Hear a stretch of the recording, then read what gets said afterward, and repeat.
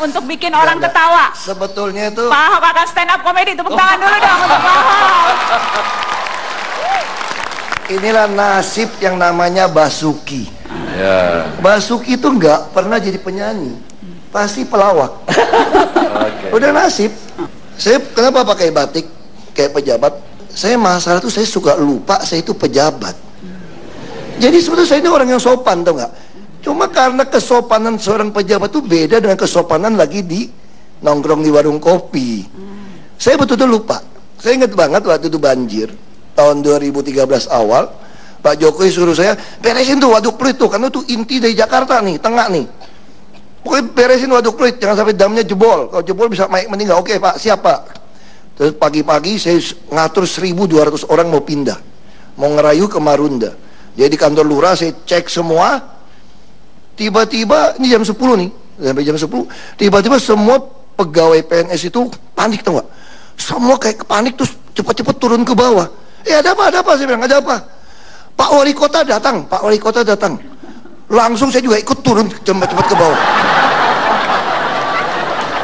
Terus sampai di bawah, terus Pak Wali Kota lihat saya, dia pikir, waduh mau dimarahin Pak Wagub ini.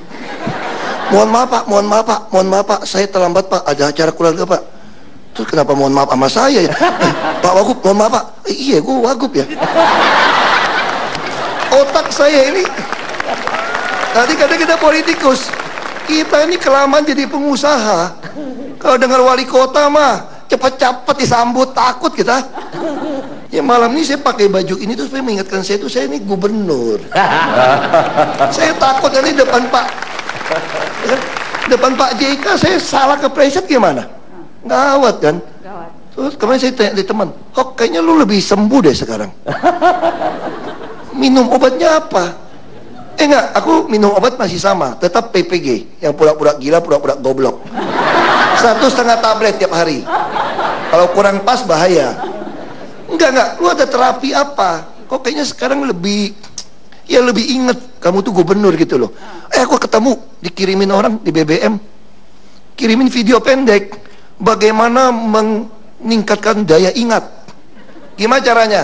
Coba waktu kecil kalau nakal diapain? Diginin dari mak bapak lu kan. Jadi aku diajarin terapi tiap hari pegang begini, turun naik supaya ingat, eling bahwa lu tuh pejabat, Ahok lu jangan macam-macamnya masih gini terus naik terus. Nah makanya terapi ini lumayan loh ternyata loh. Saya jadi sekarang lebih gampang ingat dan gak gampang marah-marah sekarang. Nah, contoh terakhir saya kasih bukti. Saya itu suka Sabtu Minggu tuh belusukan. Kalau belusukan tiap hari nggak tahan. Kalau Pak Jokowi kan udah agak hitam, kalau gua repot. Ya kan? Saya bilang, Pak, permintaan Pak Jokowi pertanyaannya, kalau saya udah dilantik, kan beliau masih di kantor kan? Kalau saya udah dilantik, kira-kira belusukan nggak nih Pak Gubernur ini? Saya bilang, enggak deh Pak, Bapak kan udah lebih hitam Pak, saya nggak putih. Terus caranya gimana? Gampang Pak, kita bikin belusukan. Saya pasangin CCTV yang bisa lihat plat nomor. Nih Jakarta sampai tahun depan bisa 7.000 nih, kelihatan nih sampai plat nomornya nih. Terus Pak Jokowi nggak bisa. Tetap harus ke lapangan, karena ketemu rakyat itu beda, kata beliau kan. Saya setuju Pak, jadi kapan? Kita cari yang gratisan Pak. Kapan yang gratisan? Ngumpulin massa yang gratisan. Tunggu undangan kampung. Ya kan? Kasih ampau doang, ngumpulin orang banyak, duduk aja situ. Kawinan. Terus datang kampung-kampung pelosok kan. Ada yang datang di rel kereta api, samping rel kereta api tembok dijebol, dibikin panggung pesta. Terus saya datang kan, ya ini rel kereta api nih jalan kan. Terus apa saya nyalamin, Ahok, gitu tuh. Emang cuma dulu doang dipanggil. Aku juga kakak dipanggil gubernur. Ahok datang. Ya udah, begitu masuk, biasa kan, foto-foto kan, udah foto-foto pulang. Terus mobil masih jauh nih, saya lagi jalan nih. Waduh, ini kayaknya ada preman-preman juga nih.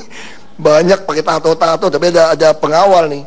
Terus begitu naik ke mobil, jalan pelan, jalan berbatu jelek, buka kaca. Tahu nggak tuh? Masyarakat panggil apa tuh nggak? Ahok, enggak. Pak, tolong ya Pak, jangan digusur ya Pak.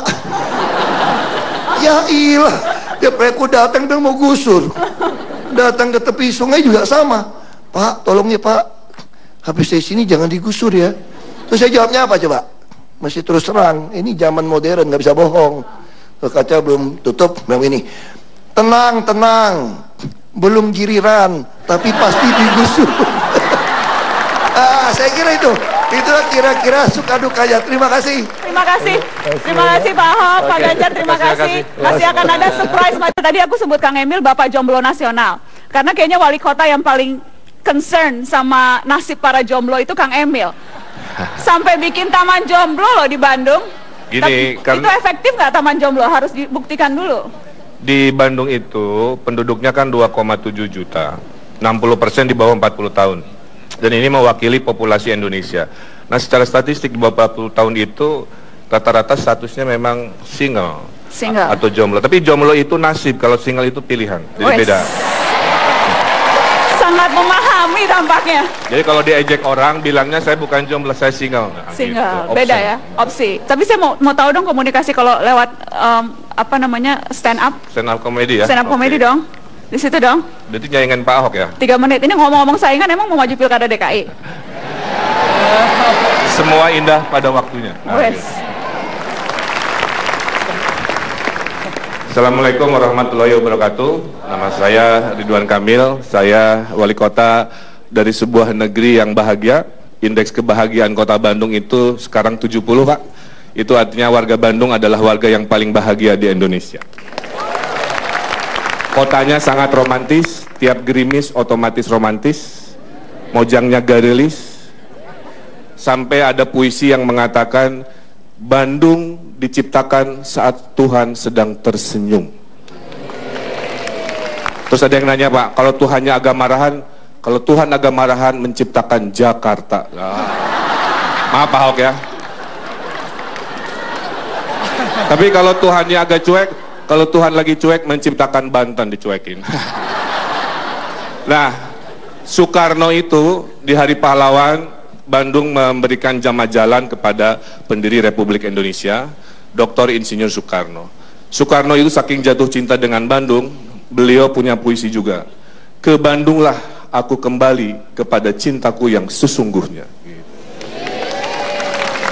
Tapi kalau saya lain, ke Bandunglah aku kembali kepada mantan-mantanku yang sesungguhnya. Nah, di Bandung ini, Pak, tahun ini kami sedang mencoba meraih Piala Kebersihan Adipura yang 18 tahun tidak mampir di kota Bandung. Supaya nyambung dengan masyarakat, saya bikin poster. Buanglah sampah pada tempatnya, buanglah mantan pada temannya. Gitu. Nah, hati-hati buat yang adik-adik ya. Ini kan lagi musim reuni, ya, lagi musim reuni. Saya baca-baca di ensiklopedia, arti mantan itu alumni hati. Gitu. Karena alumni hati berbahaya karena suka ngajak reuni, gitu. Nah, ada di Bandung juga kita menggunakan kalimat-kalimat tadi untuk mengajak masyarakat berubah. Ada sebuah puisi di dinding ditulis, berakit-rakit ke hulu, berenang-renang kemudian. Mantanmu sudah ke penghulu, kenapa kamu masih sendirian? Gitu.